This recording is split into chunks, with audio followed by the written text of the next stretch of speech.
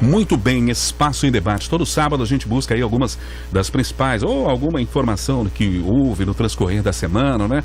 Para uma discussão ainda mais ampla, né? Durante a semana nós temos o destaque do dia e no sábado temos o Espaço em Debate. Em alguns momentos, com a presença de algum profissional ou alguma pessoa ligada à área, ou apenas um convidado que queira debater também sobre os assuntos, a gente traz aqui. Hoje nós estamos recebendo aqui nos estúdios aqui da 92, para o debate, o Dr. Wander Medeiro da Costa. Ele é advogado, é professor da Universidade Estadual aqui do Mato Grosso do Sul, é procurador de entidades públicas do Mato Grosso do Sul, especialista e mestre em educação, conselheiro federal da OAB, secretário da CNDS OAB, criador e produtor do canal Sapere Audi, professor Wander Medeiros. Sapere Audi, ele vai me confirmar esse nome aqui já já. O trabalho do professor Wander também pode ser encontrado em todas as mídias sociais aí. Você pode perguntar, pode procurar aí para encontrá-lo, tá certo? Professor, bom dia para o senhor. Seja muito bem-vindo aqui ao programa Espaço Aberto. Já me confirma esse nome, falei certo aqui, Sapere Audi, é isso mesmo? Sapere Audi. Deixa eu ver o que está errado aqui, só um instante, deixa eu ver o que está errado aqui. Alguma coisa aconteceu com esse microfone aí, Paulo? Tava ok até. Será? Não, aqui, tá. Vamos lá. Agora sim, professor, bom dia. Bom dia, Farias. Bom dia, meus colegas de bancada, debatedores, Paulo Wagner, Cícero Faria, o Daniel Santos. É uma satisfação, uma honra estar aqui com vocês hoje para debatermos um pouco mais sobre esses temas que têm chamado a atenção na sociedade, assim como bom dia a todos os nossos ouvintes. O Sapere Audi é sem o acento circunflexo, porque ele é de origem latina, é de origem do latim, na verdade. Então é Sapere Audi, ousar e saber. Tenha coragem de pensar segundo o seu próprio entendimento. Muito bem, muito bem. Seja muito bem-vindo aqui, fique à vontade, tá bom? Para o nosso debate aqui. O programa é bem aberto, né? Para discussões e tal. Logicamente que hoje o tema aqui, a gente buscou algumas das informações da semana, né? Temos 2 temas para destacar hoje, né? E logicamente, como o senhor é da área do direito, buscamos um tema relativo que inclusive foi destaque aí durante a semana, tema relativo ao direito. O nosso primeiro tema aqui é STF confirma acesso de Lula às mensagens hackeadas da Lava Jato. Por 4 votos a 1, a segunda turma do Tribunal Federal, do Superior Tribunal Federal STF, manteve nesta semana a decisão que autorizou o compartilhamento de mensagens da Operação Spoofing com a defesa do ex-presidente Luiz Inácio Lula da Silva. Entre as mensagens estão diálogos protagonizados por nomes ligados à Operação Lava Jato, como o ex-ministro Sérgio Moro e procuradores como Deltan Dallagnol. As mensagens são citadas por Lula como argumento para que Moro seja declarado suspeito, né, para julgá-lo e assim a sua condenação seja anulada. Para o relator, o ministro Lewandowski, é extremamente grave e impactante o que veio à tona e que deve causar perplexidade em todos aqueles com o mínimo de conhecimento do que seja o devido processo legal. Já o ministro Edson Fachin votou pelo não compartilhamento das mensagens. Fachin votou para impedir que Lula use aquelas mensagens em qualquer ação judicial até uma posição do plenário do STF sobre a validade dessas provas, se elas têm validade ou não. A operação Spoofing apreendeu conversas que foram hackeadas, né, por um grupo processado pela invasão dos celulares de diversas autoridades, incluindo o ex-ministro Sérgio Moro e procuradores da Força Tarefa da Lava Jato. Esse é o fato, a informação. O doutor Wander, diante da sua experiência, né, como advogado, né, começo perguntando para o senhor o seguinte: é comum esse tipo de envolvimento do juiz no processo investigatório, essa troca de informações, inclusive ali orientando promotores nas suas ações, né, ou existe um limite, né? Porque essa é o principal cerne da discussão, né? A troca, até às vezes a indução que era feita pelo ministro, à época, juiz Sérgio Moro, aos procuradores. Isso é comum, esse tipo de conversa, de diálogo entre esses participantes? Farias, essa pergunta é muito interessante e dentro dessa matéria ela é muito relevante. Mas eu gostaria de fazer uma ressalva na introdução das nossas discussões aqui, inclusive por dever de ofício, já que sou advogado. Eu não sou advogado desse processo, não atuei nesse processo. Então todas as minhas considerações que eu farei aqui hoje com vocês será do ponto de vista de uma discussão dialética, de uma discussão teórica e sobretudo abstrata, sem considerar as especificidades desse processo em específico, porque nem estaria autorizado a falar sobre ele, já que eu sou advogado e não atuo no processo. Dito isso, feita essa ressalva, toda a minha abordagem aqui será com interesse acadêmico, metodológico. Sou professor, sou estudioso do direito há mais de 20 anos, sou professor universitário de direito há mais de 15 anos, então todas essas minhas considerações serão do ponto de vista abstrato, teórico, que aliás é uma recomendação que eu faço quando vai se tratar dessa matéria, todos nós nos despirmos das paixões políticas, porque se nós centrarmos fogo nessa análise considerando as pessoas envolvidas, o ex-juiz, o ex-presidente, a tendência natural é que isso nuble os nossos sentidos e a gente acabe tomando posições muito mais fulcradas, muito mais pontuadas pelo que se gosta de um ou pelo que se não gosta de outro, do que a técnica recomenda, do que o direito recomenda, do que deva ser a melhor solução para um caso concreto em qualquer circunstância que se apresente dessa forma. Então, feita essa ressalva, indo direto ao ponto que você falou, não é comum que um magistrado oriente uma das partes do processo. Aliás, isso não é comum, como isso é proibido pelo direito. Não é admitido que o magistrado, em qualquer circunstância, seja em relação ao Ministério Público, seja em relação à parte do processo, qualquer das partes do processo, ele não pode chegar e orientar. Aliás, um pressuposto de desenvolvimento válido e regular de um processo, e aí do processo penal, do processo trabalhista, do processo civil, do processo consumerista, de todo e qualquer processo, de todo e qualquer ramo do direito, e muito importante, no Brasil, na Argentina, nos Estados Unidos, na Europa, na África, na Oceania, ou seja, no mundo inteiro, dentro do ordenamento jurídico, um pressuposto do desenvolvimento válido e regular do processo é que o magistrado, aquele que decide, aquele que diz se condena ou se absolve, ele seja imparcial. Ele não tenha ligações subjetivas com nenhuma das partes. Ele não queira beneficiar o fulano em detrimento do cicrano.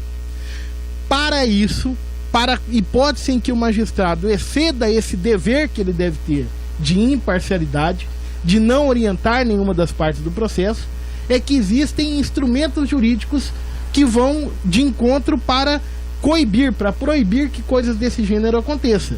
E entre esses instrumentos jurídicos estão as causas de impedimento, as causas de suspeição, as primeiras de ordem objetiva, a segunda de ordem subjetiva, que a gente vai esclarecendo ao longo desse debate. Mas, enfim, não é comum, não é correto que o magistrado oriente qualquer das partes do processo. Porque quando ele faz isso, ele descumpre o dever básico que é, repito, que se exige no Brasil e em qualquer lugar do mundo, que o juiz, aquele que vai decidir o processo, seja imparcial. Descumprindo esse dever básico, isso é causa de nulidade do processo e isso implica em ilicitude das provas colhidas sobre essa modalidade e isso traz uma série de implicações processuais de nulificação do processo em que o magistrado tem orientado uma das partes. Baseado nisso que o senhor acabou de falar, então é bem plausível imaginar que esse julgamento possa acabar sendo anulado, então, pelo STF mesmo, né? Veja só, Farias, essa ou declarada suspeição, pelo menos, né? Veja só, essa é uma primeira distinção que é necessário ser feita. O que foi julgado na terça-feira, agora, terça-feira à tarde, pela segunda turma do STF, cuja composição são de 4 ministros, o ministro Gilmar Mendes, o ministro Nunes Marques, a ministra Carmen Lúcia e o ministro Lewandowski e o Fachin, 5 ministros na segunda turma do STF. O que eles julgaram nesta terça-feira? Eles julgaram o processo do ex-presidente? Eles julgaram algo que diga que o processo do ex-presidente vai ser anulado? Absolutamente a resposta é não. Não tem nenhuma ligação com o mérito da discussão que o ex-presidente tem dentro do Supremo, do ex-juiz ter sido ou não suspeito, não tem nenhuma ligação. O que foi julgado nessa terça-feira, por 4 votos a 1, inclusive a ministra Carmen Lúcia fez essa ressalva muito expressa, deixou muito claro. O que foi julgado? Foi se a defesa do ex-presidente tem direito de ter acesso a essas provas que estão numa outra operação policial que nem envolve o ex-presidente, a Operação Spoofing. A Operação Spoofing é a operação em que foram presos aqueles hackers lá de Araraquara que haviam cometido vários crimes cibernéticos. Entre esses crimes cibernéticos está o hackeamento dos celulares dos promotores, do ex-juiz lá de Curitiba, da Operação Lava Jato. O que foi apreendido naquela operação, o ministro Lewandowski, numa reclamação que é um processo incidental que havia sido feito dentro da Operação Spoofing, do processo penal da Operação Spoofing, dos advogados do ex-presidente, reclamando, eu quero ter acesso a essas informações que estão aí nesse processo, porque essas informações poderão ter utilidade para que eu use elas no processo do ex-presidente. E o que foi decidido agora, na terça-feira, é se a defesa pode ou não ter acesso a essas informações. Porque o ministro Lewandowski, monocraticamente, ele tinha decidido que ela poderia ter acesso. Mas aí, os promotores de Curitiba, alguns dos promotores de Curitiba da Operação Lava Jato, fizeram um pedido dentro do processo para o próprio ministro Lewandowski, dizendo o seguinte: olha, ministro, peraí, se retrate, não deixe a defesa ter acesso a essas informações. Por quê? Porque envolve a intimidade, porque é prova ilícita obtida pelos hackers, por esse conjunto de razões. Não deixe eles ter acesso a essas informações. Isso fizeram os promotores de Curitiba, num pedido lá. Esse pedido foi conhecido, ao invés de reconsideração, como um agravo regimental, e o ministro Lewandowski pegou e levou para julgamento no plenário da segunda turma do STF esse pedido para julgamento. E lá o que ficou decidido? E volto a repetir a ressalva muito feita por todos e sobretudo pela ministra Carmen Lúcia. Não se está discutindo aqui se essas mensagens podem vir a serem utilizadas para a declaração da suspeição do ex-juiz no processo do ex-presidente. Não se está discutindo aqui se é verdade o que está dito nessa informação ou não. Não se está discutindo aqui se isso vai ou não beneficiar o ex-presidente. O que se está discutindo aqui é, número 1, se os promotores de Curitiba têm legitimidade eles para entrar no processo e pedir para fazer alguma coisa ou não, no caso, para não deixar a defesa ter acesso. E o que se está discutindo? Se a defesa merece ou não ter acesso a essas provas. E qual é que foi a conclusão ali da segunda turma nessa terça-feira?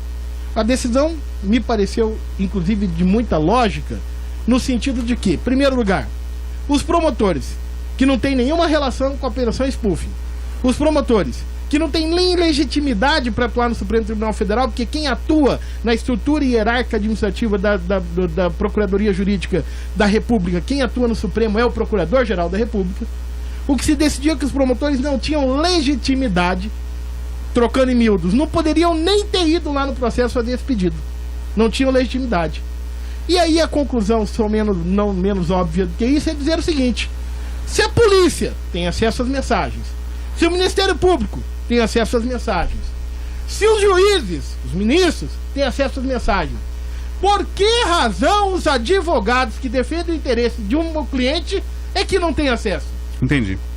Essa que foi a decisão da terça-feira. Na verdade, eu ia fazer uma colocação. Vai lá. O doutor Wander deu uma aula pra gente aqui para o entendimento do que estava sendo analisado, de como está funcionando o processo. E ele coloca lá, e separou muito bem, do que o pedido da defesa do ex-presidente Lula de acessar a essas mensagens, exatamente para ter conhecimento se ali poderia ter algo que pudesse ajudar depois, lá no outro processo que vai julgar, quem sabe, a suspeição do ex-juiz Sérgio Moro. Porém, a avaliação que eu faço é que mesmo tecnicamente você separando essa decisão do STF da terça-feira com o processo que envolve a questão da suspeição do ministro Moro, uma coisa vai ser interligada à outra. Ou seja, essas provas ou entre aspas, ou essas mensagens que para mim foram adquiridas por bandidos, estão sendo consideradas aí pela defesa do ex-presidente para serem utilizadas, elas vão interferir diretamente no outro processo. Elas poderão ser utilizadas, apesar da defesa dizer que talvez não use essas mensagens, eles vão usar, na verdade estão usando, inclusive, para a conta-gotas, como foi feito, inclusive, naquela liberação de mensagens lá pelo The Intercept na oportunidade, e, na verdade, desgastando a imagem do ex-ministro e também ex-juiz Sérgio Moro, para que depois possa isso, de uma certa forma, influenciar na decisão do STF no julgamento daquela questão. E já está influenciando. O ministro Gilmar Mendes disse ontem que estava se fazendo um esquadrão da morte lá dentro do processo da Lava Jato, porque estão sendo, inclusive, colocados na mídia outros assuntos relacionados à investigação que nada tem a ver com o diálogo do Sérgio Moro com os procuradores, se foi em termos de orientação ou não. Ou seja, essas mensagens que foram hackeadas estão sendo, foi repassada com acesso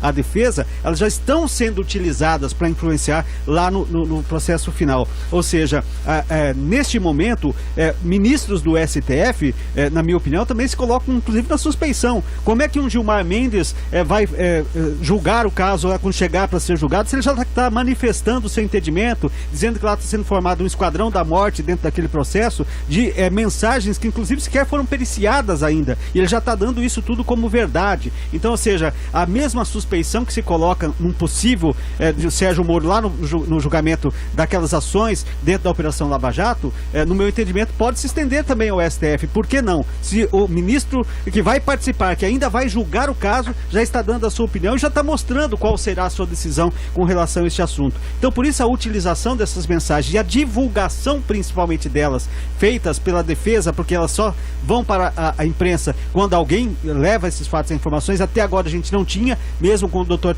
tenha dito aí que a polícia tinha acesso, que membros do STF tinham acesso, os procuradores tinham acesso, só a defesa que não, mas até então não tínhamos na imprensa a divulgação dessas mensagens. A partir que a defesa do ex-presidente teve acesso a isso já começou a ser divulgada na imprensa, exatamente, talvez, no meu entendimento, para que se possa já criar aí, em quem vai participar do julgamento futuro, a sua ideia a respeito de como tomar a decisão. E essas provas ilícitas podem ser consideradas?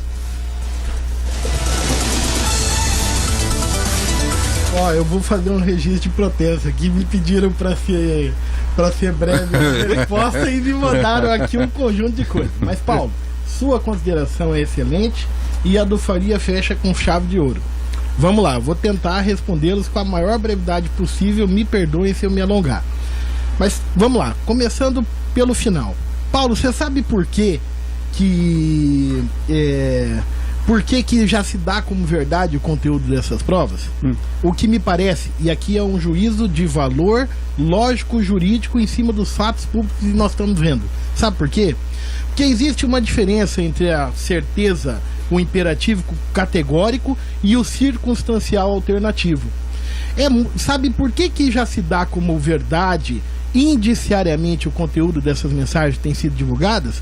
Porque aqueles que teriam sido seus autores em nenhum momento se defenderam de maneira categórica, dizendo: não escrevemos isso que está aí, tudo isso que está dito aí, escrito aí, é falso, é mentira e não foi dito.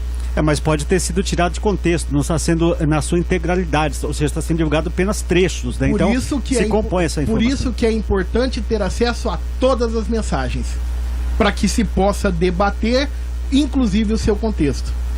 Agora, sabe por qual razão, Paulo, que não se debate, não se contradiz essas mensagens de maneira categórica, dizendo isso não aconteceu? As respostas dos envolvidos é sempre assim: essas mensagens podem ter sido retiradas de contexto, talvez elas não tenham sido escritas, e se foram escritas, elas foram obtidas de maneira ilícita. Essa é uma defesa não categórica, essa é uma defesa circunstancial alternativa. Isso não induz juízo de convicção de quem a escuta.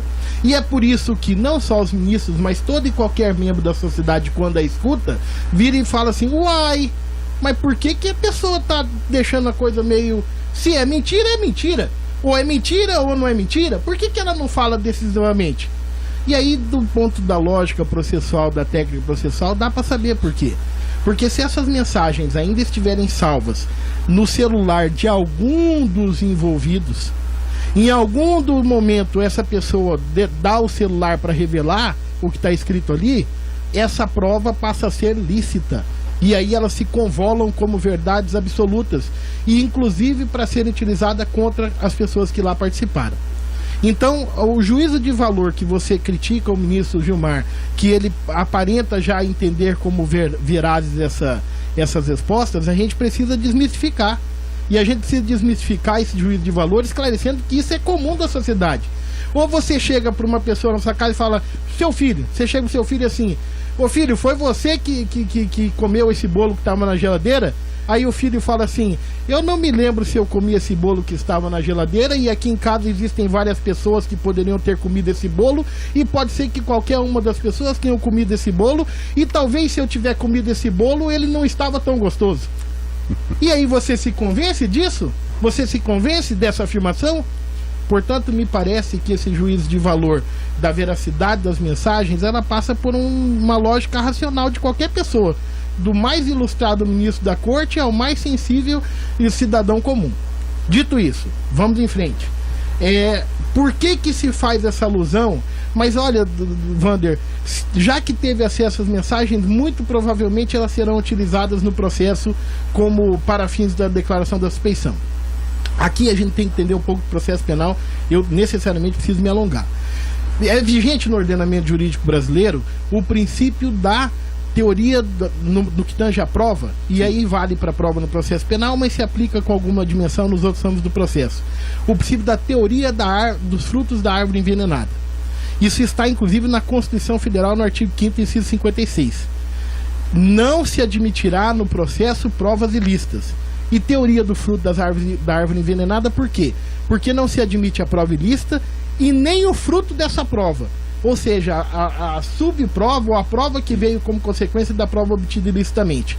Isso está na Constituição Federal, isso está no Código de Processo Penal, e muito é bom fazer essa ressalva, já está há muito tempo, muito antes inclusive do ex-presidente ter assumido a presidência, e está existindo esse processo. Essa é a regra do jogo, que já existe para todo mundo há muito tempo. Muito bem. Dentro dessa teoria dos frutos da árvore envenenada, qual é a presunção? A presunção é a seguinte, a regra geral: não se admite no processo prova ilícita, obtida ilicitamente. E aqui você foi muito feliz na sua afirmação. Essas mensagens foram obtidas ilicitamente. Essas mensagens foram obtidas como fruto de um crime praticado pelos hackers lá de Araraquara. Ponto final. Isso não pode ser colocado em discussão, porque isso é um fato inconteste. Elas são provas ilícitas. Só que essa mesma teoria dos frutos da árvore envenenada, ela tem exceções. Ela tem exceções. Existem hipóteses em que, mesmo se tratando de uma prova ilícita, ela pode vir a ser utilizada num processo. Em qual exceção? Em qual circunstância? Que vale para qualquer pessoa.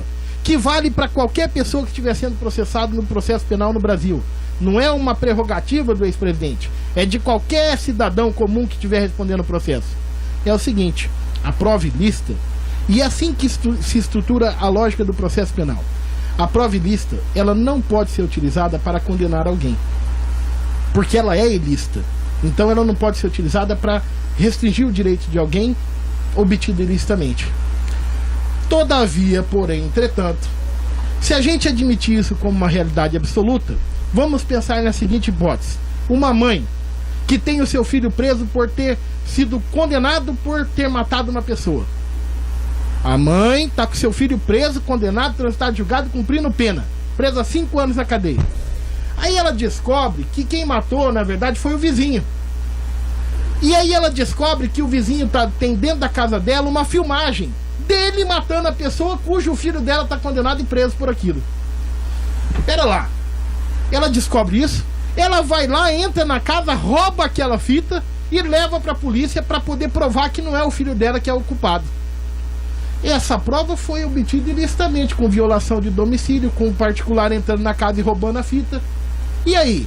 Essa prova não vai poder ser utilizada? O filho dela vai continuar preso, cumprindo pena, com a prova inconteste absoluta de que ele não era culpado?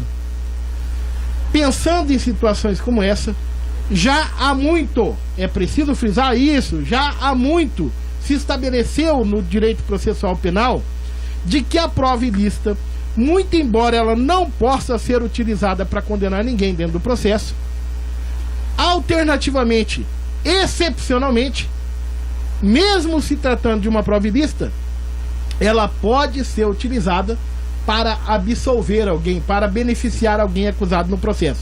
Só para concluir, isso não é uma lógica do processo penal só em relação às provas, Paulo. Isso é uma lógica de todo o sistema punitivo penal. E é uma lógica do sistema punitivo penal no Brasil, nos Estados Unidos, na Europa e na maioria dos países do mundo. A exemplo, se surge uma lei nova que pune mais gravemente um crime, você já está lá preso, condenado pelo crime na lei anterior. Aí surge essa lei nova. Aí fala lá, ó, você vai ficar mais 10 anos na cadeia porque aumentou a pena. Não, a lei nova que quer punir mais gravemente o crime, ela não retroage para quem já foi condenado, para quem já cometeu o crime antes dela. Agora, a lei nova, para beneficiar, para diminuir a pena, ela sempre retroage para beneficiar as pessoas. Portanto, essa lógica, no que tange a prova ilícita, de que se ela é utilizada para beneficiar o réu, ela pode ser utilizada, faz parte da lógica do sistema processual penal. Me constrange juristas que se colocam contra isso. No senso comum, na discussão social, a gente pode até reconhecer, mas do plano jurídico isso é uma verdade muito estabelecida, pacificada há muito tempo. Agora a questão se essa prova vai implicar na nulidade do processo ou não, que foi o que o Faria colocou. Veja só, Farias, Cícero, veja só, o que está nessa prova? O que está ali dentro? O que estão nessas mensagens? Revelam essas mensagens, e em si considerando como verdadeiras mesmo, e até agora, como eu disse, não tem uma defesa que desmereça esse indício de que são verazes. Revelam elas nitidamente um aconselhamento, um contato, uma condução do processo pelo juiz em ligação com a acusação. E você pensa isso muito simplesmente quando você imagina um juiz falando com o advogado de defesa. Imagina, eu sou advogado no processo defendendo meu cliente. Aí o juiz olha pra mim e fala assim, ó, já preparou a defesa do seu cliente? Manda aqui pra mim dar uma olhada, pra ver se tá bem feita. Você fez bem feito mesmo? Olha, chama aquela outra prova lá, coloca aquela outra prova na defesa, porque senão seu cliente vai ser prejudicado. Se o juiz fala isso comigo, quanto advogado de defesa, ele é suspeito. E a suspeição está regulada no Código de Processo Penal. E está dito expressamente no artigo 540, inciso 1 do Código de Processo Penal. É causa de nulidade do processo quando há suspeição do juiz. Sempre é causa de nulidade do processo. E aí, Cícero, que vem o ponto.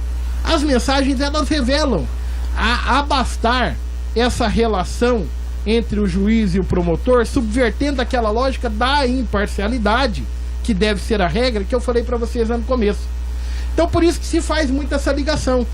É muito provável que, agora de posse dessas provas, a defesa, juntando elas lá no processo em que se discute a suspeição, essa suspeição tenha que ser reconhecida. E aí, sendo reconhecida a suspeição, implicará sim em nulidade, porque essa nulidade está estabelecida lá no artigo 564, inciso 1. Eu fiz referência 564, inciso 1 do Código de Processo Penal. Dentro dessa lógica que o senhor colocou aí, o senhor falou da utilização da prova, mesmo que ela é obtida de forma ilícita, através de crime, para o bem, para fazer o lado positivo da situação. E se nós colocarmos uma outra visão, por exemplo, porque até agora a defesa do ex-presidente, ela não contesta as provas que estão inseridas lá no processo, eles estão contestando a ação do juiz Sérgio Moro no julgamento dessas provas. Por exemplo, se é para o bem e foi reconhecido através das provas que foram obtidas que houve crime por parte do ex-presidente, o juiz Sérgio Moro fazendo essa ação de orientar, vamos colocar assim, se é o que está sendo colocado aí nessa os procuradores no desenvolvimento do processo, ele também não estaria orientando para se fazer o bem, porque iria condenar uma pessoa que realmente cometeu os crimes que ali estavam sendo apresentados aquelas provas? Olha que interessante, né? Eu posso fazer esse julgamento, você pode fazer esse julgamento, o Cícero pode fazer esse julgamento, o Daniel pode fazer, o Farias pode fazer, qualquer um da sociedade pode fazer. Só quem não está autorizado a presumir que alguém é culpado e agir para auxiliar a parte para que essa pessoa seja condenada... Não, mas não é presumir, ele teria as provas que foram lá e não foram inclusive contestadas. Mas o processo precisa chegar ao final para você ter a conclusão. E o processo estava começando. E no caso da nulidade vai ser realizado um outro processo que vai ser absorvido essas provas, não é? Exatamente, que era o ponto que eu ia chegar.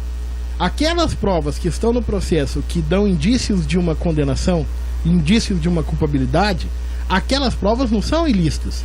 E elas serão reaproveitadas no novo processo que terá início se esse que está agora, porventura, vier a ser anulado pela suspeição de juízo. O que acontece é que só quem não pode e deve se conduzir de maneira imparcial até o final e o exaurimento de todas as provas é o magistrado. Porque esse é um dever dele dentro de um processo judicial. Observe, Paulo, o seguinte: o ex-juiz, os promotores, os agentes públicos envolvidos, eles não serão em absoluto punidos, dado essas provas obtidas na Vaza Jato pelo hacker, porque ela é ilícita. Então a prova ilícita não pode ser usada para condenar ninguém, inclusive esses agentes públicos, o ex-juiz, os promotores, eles não serão. Mas há que se fazer aqui uma censura moral, sobretudo de nós que somos da área do direito, uma censura moral. Eu tenho 20 anos advogando. 20 anos advogando. Já advoguei do cidadão do mais humilde a muitos que são abastados. Em todos eles, um ponto é comum. Eu tô ali, escuto a defesa desse cliente, compro, entendo que aquilo é a verdade dele e defendo dentro do processo. Quantas vezes eu já cheguei pro juiz, quando o promotor acusava de lá pra cá, porque ele acredita que aquilo é a verdade, e eu defendendo de lá pra cá, acreditando que a verdade está com o meu cliente, e eu cheguei pro juiz e falei: pelo amor de Deus, excelência, olhe com justiça para esse caso. Pelo amor de Deus, excelência, considere essa prova que eu estou trazendo. Nós estamos aqui suplicando a defesa, excelência, mostrando que aquilo que o promotor entende que deve condenar não é verdade. Agora você imagina descobrir depois, porque também isso é um dos indícios da suspeição. A suspeição é subjetiva. Ela normalmente se prova depois de muito tempo, por indícios que você descobre depois que as coisas já se deram. Imagina depois eu descobrir que eu falava isso pro juiz e lá dentro da cabeça dele, que ninguém tem como entrar e provar, ele já tinha combinado que ia condenar o meu cliente, combinado que não ia ligar para aquilo que eu estava falando. Essa é uma subversão gravíssima do nosso ordenamento jurídico. Essa é uma malversação dos princípios necessários que um juiz tem que ter na condução. É de uma indignidade com a magistratura sem precedentes. Então, essa censura moral a gente pode fazer e eu faço. Essa censura moral a gente pode fazer e eu faço. Então, só para fechar dentro daquilo, até porque como eu o citei aqui dentro desse nosso debate, então eu posso, inclusive, como cidadão, fazer essa mesma censura moral ao posicionamento do ministro do STF, Gilmar Mendes, porque quando ele fala já se predispõe ao que vai julgar, que ele já está decidido como é que a defesa do caso que ele vai julgar lá no final no STF vai poder dizer e vai tentar convencê-lo ao contrário, se ele já está manifestando qual que é o seu posicionamento sobre algo que ele ainda vai julgar. Para mim, ele também está em suspeição. E é uma coisa grave, um ponto importante, interessante, inteligente que você está levantando. E como sociedade a gente tem o direito de fazer essa análise. E provavelmente, eu não sei, mas você está levantando um ponto muito interessante. É muito provável que a Procuradoria-Geral da República, bom, enfim, os representantes do Ministério Público nesse processo, quando chegar a hora do julgamento, venham alegar essa suspeição do magistrado, sim. Eu acho que é muito provável que ele enfrente essa questão, mas aí é outro passo, né? É outro debate, bate-papo, né? Muito bem. Mas muito inteligente essa análise. Daniel Santos, a sua colocação aí, gostaria de colocar algum tema para o doutor, alguma opinião? Não, só em cima daquela fala do Dr. Vander, né, que ele citou aqui, no caso dele fazendo a defesa de um cliente, você implorar para o juiz, né, que aquela prova sua era verdadeira e que ele tinha que inocentar o seu cliente. Partindo desse princípio, me leva a crer que o juiz Sérgio Moro já tinha colocado na sua cabeça, na cabeça dele, que ele ia condenar o Lula independente de qualquer coisa, de qualquer apresentação de uma prova de inocência do ex-presidente. É isso que a gente presume? Daniel, você me permite responder com uma alegoria? Sim. Quem é mais... eu vou denunciar a minha idade e a nossa, eu acho que aqui. Tostines vende mais porque é fresquinho ou é fresquinho porque vende mais? Essa é uma boa pergunta. Não tem resposta. O que veio primeiro, o ovo ou a galinha? Essa sua pergunta, eu tenho absoluta convicção, Daniel, que ela nunca será respondida e para a posteridade. nós passaremos, os séculos passarão, esse caso será registrado nas academias, nos livros, mas ela nunca será respondida. Seria leviano da minha parte afirmar isso em relação ao ex-juiz. Eu não posso fazer isso. E se ele diz que não, eu tenho que dar a ele o benefício da dúvida e o crédito de que talvez não. O que eu posso dizer, e aí sim do ponto de vista jurídico, técnico, processual, é que é assim, tem uma distinção, as duas são causas de nulidade do processo, o impedimento e a suspeição. Só que o impedimento é objetivo, é ter grau de parentesco, tá? Então você prova aquilo de maneira documental. Seu nome é esse, seu sobrenome é esse, é seu filho, então você está impedido. A suspeição ela é de índole subjetiva. Ela acontece dentro da cabeça da pessoa, na reserva mental do que a pessoa pensa. E não existe, não foi inventado ainda pelo menos, algo que você possa provar o pensamento de alguém. Então, vale para esse caso, vale para qualquer caso de suspeição. Inclusive, se você pegar a lei, o artigo que trata da suspeição, ele diz o seguinte: o juiz se declarará suspeito. O comando é imperativo, categórico. O juiz se declarará suspeito. Ou não o fazendo, poderá ser recusado pelas partes. Você sabe por que a lei manda o juiz se declarar suspeito? Porque o primeiro juiz da própria causa é ele mesmo. E a primeira pessoa que entende o que está dentro da cabeça dele é ele mesmo. E aí vem o dever jurídico e o dever moral, vamos dizer, de que se o juiz percebeu que ele não tem mais condição de julgar com imparcialidade aquele processo, sai do processo. Ele pode declarar inclusive a sua própria suspeição por razão de foro íntimo, sem ter que motivar o porquê. Então vamos lá.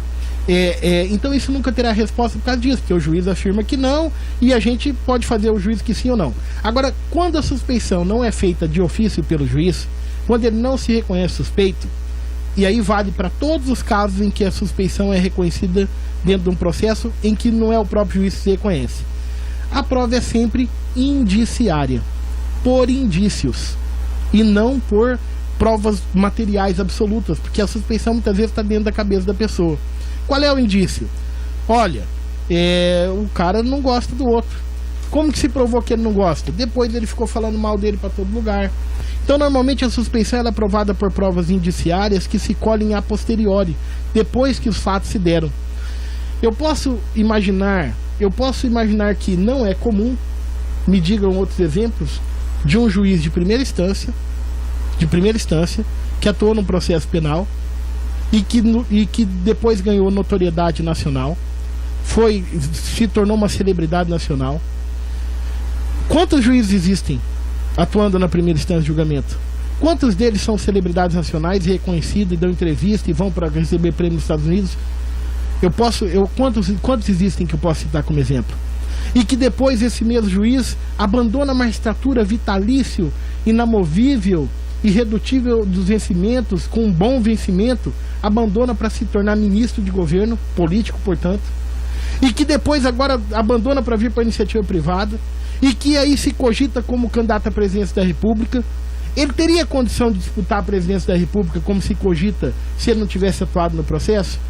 Então, eu vou dizer assim, existem indícios muito fortes a corroborar que em algum momento isso possa ter acontecido. Mas não serei eu que farei o julgamento de condená-lo por isso. Porque Doutor, se ele diz que não, a ele eu dou o benefício da dúvida. estamos em cima da hora aqui, mas para fechar, vamos partir do princípio, né, que esse julgamento aí, ele acabe por ser cancelado, considerando aí a suspeição do juiz, que é o caso do triplex. Isso implicaria automaticamente no cancelamento lá do julgamento do sítio de Atibaia, ou é outra situação? Essa é uma questão que vai ser enfrentada. Por quê? Porque, veja, qual é a natureza jurídica da suspeição? É subjetiva. Ela é contada do juiz para com a parte, com a pessoa. E a suspeição, ela contamina o processo desde o momento em que o juiz suspeito atuou no processo. Beleza? E aí, a teoria do fruto da árvore envenenada. Aquilo que é nulo e os frutos daquilo que é nulo. Então, a discussão, por exemplo, que está lá no Supremo hoje é da suspeição em relação à condenação do triplex, que quem deu a sentença foi o próprio juiz. Só que no outro processo, o ex-juiz só não deu a sentença, mas ele conduziu todo o processo, colheu as provas, ouviu testemunhas. A Gabriela Hard que sentenciou, Quem sentenciou foi outra magistrada. Muito bem. A suspeição nesse processo que ele sentenciou contaminará o processo em que ele atuou colhendo as provas? À luz do direito processual penal, é indissociável uma coisa da outra. Pode surgir aí uma teoria excepcionalíssima? Eu desconheço. É desconhecida no direito. Se surgir, será agora. Mas a nulidade, como ela é entre partes, entre sujeitos, juiz e parte, ele vai contaminar todos os processos em que ele atuou. E aí os processos, isso é importante frisar, não é que os processos são extintos e o ex-presidente é considerado absolvido como se crime nenhum tivesse ocorrido. Os processos voltam para o momento em que o juiz tem atuado nele e dali eles retomam a sua marcha processual e talvez para uma nova condenação, uma nova confirmação, a gente não sabe o que é o futuro.